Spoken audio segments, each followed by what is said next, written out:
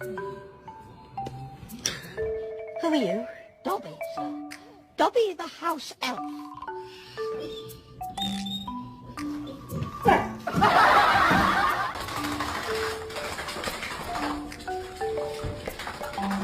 Tell me what this is.